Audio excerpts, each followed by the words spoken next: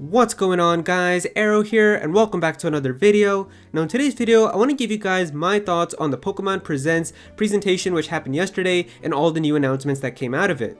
Now I decided not to make a video yesterday immediately after the presentation because I wanted more time for all the information and everything to kind of sink in and have more time to think about it before I give you guys my honest thoughts, because of course after you come out of like a presentation like that there's always just a lot of excitement usually, and I figured I'd take some more time to actually kind of look at what we have here and give you guys my honest thoughts. So that's why I took an extra day. Plus I figured a lot of you guys would probably just go to bigger YouTubers for their thoughts first, and I don't want my video to get lost in your sub feeds from a smaller YouTuber, so I figured I'd make my video later. But yeah, let's get started.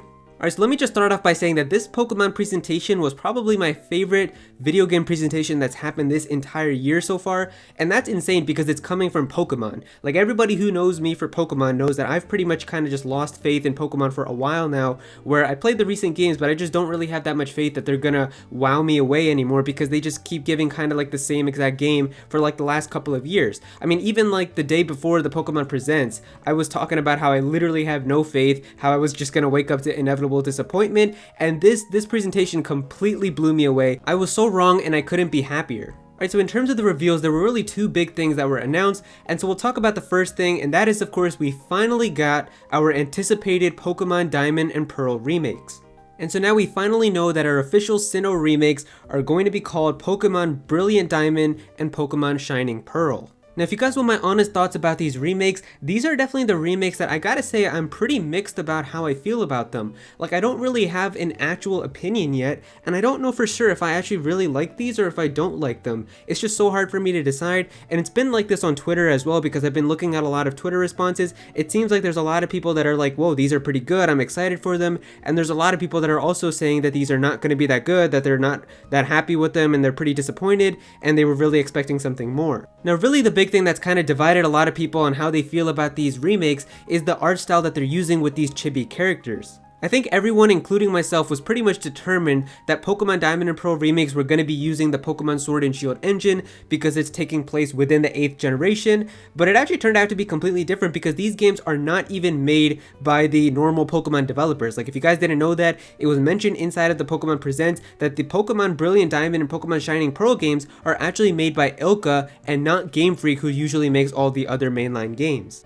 And so because they are made by a completely new developer, it makes a lot of sense as to why the art style looks so different compared to the other types of Pokemon games that we get. And honestly, if you guys want my opinion on it, I think that the art style for pretty much everything in the game looks okay. It's just the trainers in the overworld for me that don't really seem to look that good. Like, for the most part, all the environments in this game look alright to me. Like, Snow Point City looks nice here, the lake looks pretty nice with this water effect, Valley Windworks looks pretty here. Pretty much all of that looks okay, but it's just these trainers in the overworld. Like, for some reason, like if you look at this image right here, it looks like Dawn literally goes from her head right to her legs. Like, there's just no body there at all, and the way that the characters look is pretty much the only thing, and that's only in the overworld, because when we go into battles, the battles look pretty similar to like Pokemon Let's Go Pikachu and Let's Go Eevee, and the trainers and everything look alright to me there, but I don't know, it's just these characters in the overworld for me that feel like they don't really fit that well, but maybe I'll get used to it after playing for a little bit. But I don't know, right now it just looks a little bit off to me. I know that's what a lot of people were saying as well, is that they kind of look too chibi for them,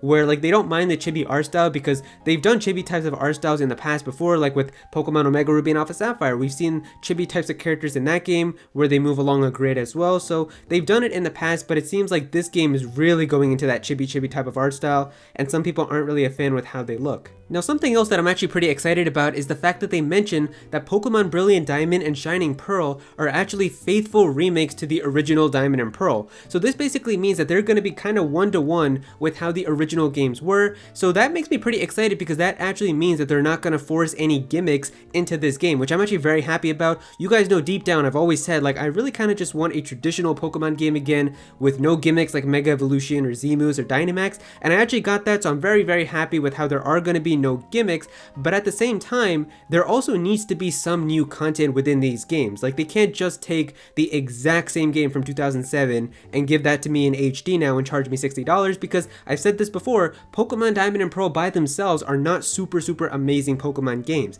It was really Pokemon Platinum and the new content that was added into Platinum that kind of took it to that S tier level for me, so they would need to add that type of content back, and there are hints that Platinum content might actually be in the game.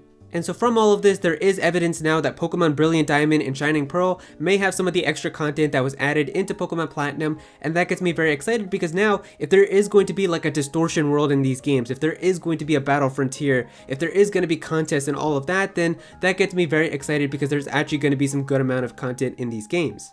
Now, in addition to that, a fair point is what a lot of people are saying with how they do want to see some new content inside of these remakes, because it does make sense. With like Pokemon Heart Gold and Soul Silver, they added a lot of new stuff in there, like the Pokeathlon and other things like that. With Pokemon Omega Ruby and Alpha Sapphire, there were Mega Evolutions, which was a lot of new content, but they also added stuff like the Delta episode. So that's why with Pokemon Brilliant Diamond and Shining Pearl, there still needs to be some new content to get people excited. I feel like we will probably see that once we get closer to its launch, but I'm just really hoping that it isn't exactly like just a one-to-one remake of the 2007 game and just put onto the Nintendo Switch, because if that's the case, then I'm gonna be honest with you guys, I'm probably not gonna get this game, because if it's exactly the same game just made in HD with this new art style, if that's all I'm getting, then at that point it's not worth $60. I'll just play Pokemon Platinum. I've got it with me right here, and that's like an amazing game for me, so I'll just keep playing that.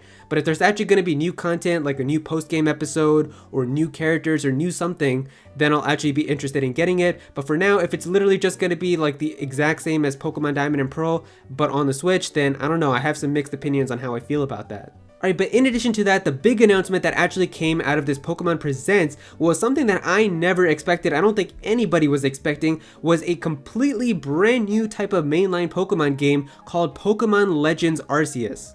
Now let me just say, when I first saw this game, my mind was completely blown and in shock at how much of a resemblance this game looked like to The Legend of Zelda Breath of the Wild. And then they started giving more details and showing more information about this game, and now I can finally say, like, this is so crazy for me to say, but after 9 years, I'm officially super excited and hyped for a brand new Pokemon release. Like, this is the first Pokemon mainline game that actually looks very promising, and it looks like there's going to be a lot of crazy, new, ambitious things that are going to be put into this game. So with the way that they talked about it, it looks like Pokemon Legends Arceus is going to be a game that takes place within the Sinnoh region, but it's going to take place in the Sinnoh of long past, where there's basically no trainers or anything like that that's been established, and you're going to be using old Pokeballs and things like that to make Sinnoh's very first Pokedex. That alone is finally a completely new approach to the mainline Pokemon games that people have been asking for the longest time. Like, we've always just gotten the same exact game where it's you get a starter, you beat 8 gym leaders, you take down an evil team, you become champion. That's literally what it's always been. That's why I couldn't be that excited for Pokemon games that much before in the past, because it's like I've done the same thing 12 times before. Like, what do you want me to get more excited about? The fact that I'm going to beat 8 gym leaders again? Like, this is finally something that I am genuinely so excited and can't wait to learn more information about, because it's so different and it's finally going to be like a completely fresh new experience to play Pokemon. Even the starter Pokemon in this game are so bizarre. You've got Rowlet and Cyndaquil and Oshawott. You've got no Gen 1 Pokemon, so I'm actually happy that there is no Gen 1 bias inside of this game. Actually, some Pokemon from other generations getting some love, and it's just so interesting to me how much of a different approach they're finally taking to a mainline Pokemon game. Now, I'm not going to say that it's perfect, because there were definitely still some issues and things that need to be polished up and touched up by the time that the final game comes out, but looking at the trailer, I know one thing that a lot of people mentioned was how the FPS or the frame rate does look like it's a little bit stuttery and laggy. Like, I definitely noticed that for some of the Pokemon, so I feel like if they can polish that up and fix that, that would be nice. And in terms of the graphics, I will say that the graphics are not like phenomenal, but they're definitely a huge step up from like the wild area inside of Pokemon Sword and Shield, and it's a very big step in the right direction. If these other games on the Switch right now are 100 in terms of graphics, then Pokemon Legends Arceus is definitely at like a 75 right now, and who knows, by the time that it comes out, maybe they could even polish it up to be close to like an 80 or an 85. Like, even though the graphics don't look insanely good, this is such a huge step up in terms of Pokemon and like a new innovative experience that I can't really be disappointed, because it does look pretty good and it's a huge step up from Pokemon Sword and Shield. So I think that it looks totally fine, and I definitely do think that they will polish it up a little bit by the time that the final game comes out, but it's just such a step in the right direction that I really can't be disappointed at how the graphics look. With Pokemon Sword and Shield, it just looks so much like a 3DS game, which is why I was more harsh on it, but with this game and the new approach that they're taking, even though it doesn't look phenomenal, I can't really be that disappointed. And so I'm just so excited for this game, because for like a decade now, I've been waiting for so long for a game that could finally reach that potential of a 10 out of 10 Pokemon game, and I definitely think that this game does have the possibility. Like, if this game is done correctly, this could easily be the freest 10 out of 10 Pokemon game and pretty much one of the best games on the Nintendo Switch. Really, the only thing that they need to deliver with is the actual gameplay and adventure itself, and that's something that I can't really give you guys my full thoughts on yet because we still need more information, and that's why there were so many people on Twitter already saying like they were disappointed with this, and I was like, you guys need more information. You can't determine right now if this game is going to be good or not just from the initial impressions that you got from this first trailer. And that's like the only thing that I'm a little bit concerned about, to see how it's actually going to be like, because we know that this game is going to take place in the Sinnoh region from the past, and your goal is to try to make the first ever Pokedex of the Sinnoh Pokemon. So that's actually a really interesting approach, but at the same time, what exactly is this game going to be? Because if this game turns out to be like just a huge open world game where all you have to do is just receive your starter Pokemon and venture out into the wilderness and try to find a lot of the Sinnoh Pokemon and capture them and record their data to make the first Pokedex, I'm not gonna lie, it's gonna be boring for many people. Like, they're not gonna really enjoy the game because there needs to be more stuff for them to do. Like, are there still gonna be gyms inside of this game? A lot of people are saying no because of how this game is taking place in the past, where they mentioned in the press release that the concept of a Pokemon trainer hasn't even existed. Like, they're not even using real Pokeballs, they're still using old-fashioned Pokeballs. So because of that, I'm not really thinking that gyms are gonna be inside of this game. So is there still gonna be like a plot? Is there gonna be other characters? Are you gonna have like an evil team to take down? Like, there still needs to be a story or a narrative for me. I feel like if there's actually a real adventure, then it's definitely gonna deliver. But if this game just ends up being a huge open world game where all you do is just catch Pokemon and battle other Pokemon, then a lot of people are actually gonna be pretty disappointed. So that's the only thing, but you can't judge that right now from just what they've shown. We still need to see more information, and that's what I'm kind of waiting to see until I can give you guys my final opinion. And finally, the last thing that I want to talk to you guys about is kind of their approach that they're taking to main series core Pokemon games now, because I know some people were now talking about what future Pokemon games are going to be like. Like, are Pokemon games now all just going to be like Pokemon Legends Arceus, or are they going to go back to like the different style? And I feel like what they're going to do now is they're actually branching main series core Pokemon games into 3 different categories.